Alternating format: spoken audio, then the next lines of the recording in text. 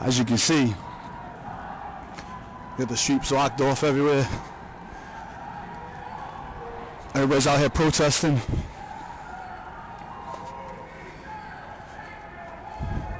It's a different world we're living in right now, Bucket of Joe. Activate DJ Cisco. This is a day-off group. Is it groups that we're dealing with? Reporting district. Division plus master beat.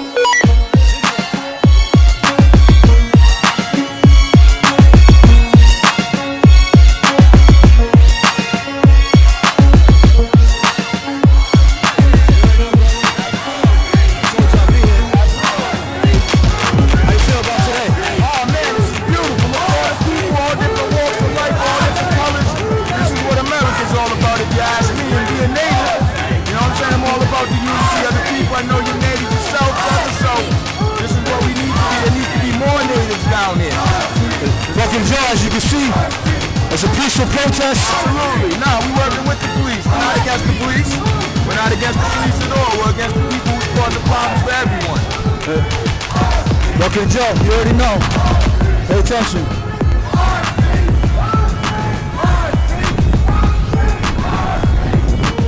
Where are you going from here? And then? They got a couple more stops and they keep it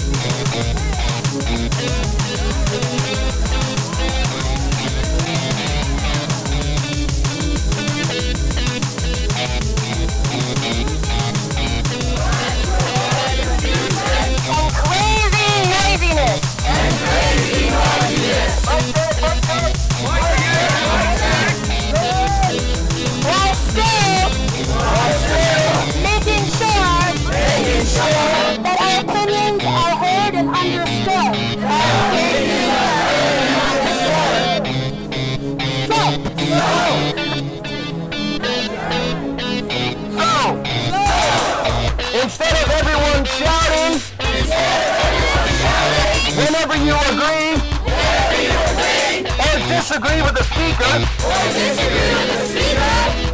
so as to allow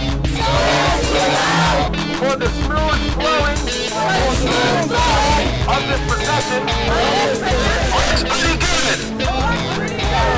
Well, let's put it to a formal vote anyway.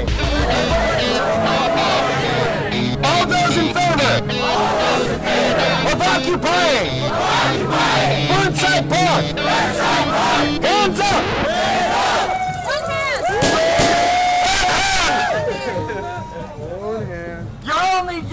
You're only supposed to put up one hand for a vote, but that's fine. It just shows how much enthusiasm you all have. Give it up for yourself.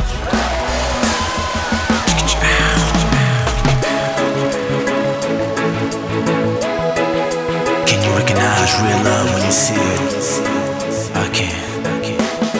Tracks, give me the beat. Good morning, ladies and gentlemen. Welcome back. Another fabulous episode of The Bucket of Joe. I'm here with Brother Ray Watson. What's going on? Yeah, Thank you for coming down to the studio. No problem. Man, you got a lot of things going on right now. One of them things right now is Occupy Providence. Occupy, the country. Everything, yeah, absolutely. Tell the public what's really going on right now with Providence and Occupy. Well, really, the occupation movement is pretty much people just saying, we're fed up with the way that the system works. We're fed up with politicians being bought off by big dollars and big corporations, stuff like that, at our expense. We're totally turned off with what happened with the whole loan meltdown thing and how no one was really held accountable, but billions on top of billions of our tax dollars went to help out the same organizations that caused the problem, and no one's really been held accountable. So this is pretty much the people saying, okay, if you guys aren't going to do your job, then we'll do it for you. So we're going to occupy. We're going to go somewhere where we're going to be visible. We're going to go somewhere where you actually understand and have to pay attention to what we're saying, and we're not leaving until we're good and ready. I've been paying attention to the news a little bit. I seen, even MTV is showing, Occupy, what's going on with Wall Street and stuff. It's a movement, and you can't help but to wonder, what's the next level for this thing? Sure. I recently seen they're trying to evict people out of the areas, so it's kind of as an American citizen, kind of a little nerve-wracking. Sure. I don't want to see like riots and things start happening. So sure. How you feel about that whole situation? I would say, first of all, the number one tenet of the Occupy movement is to be nonviolent. Yes. This is a nonviolent movement, and secondly, don't pay attention to mainstream media if you're trying to find out what's going on with the occupation. Right now. At first, they totally ignored it. Yep. Then it was just a bunch of hippies. You're never going to get the clear picture. Yeah. The straight truth anyway. The movement grew out of YouTube, Facebook, all that. So if that's where you're looking to learn about, if you want to learn about the occupation, go there. But it's a non-violent movement. If you watched any of the clips, stuff like that, you see that the violence has always been perpetrated by the powers that be on the people occupying. So as far as riots and all that sort of stuff, if the police don't start it, there won't be any. Right. And that's the way it is. Now, in terms of next steps for the movement, I visited New York prior to the eviction.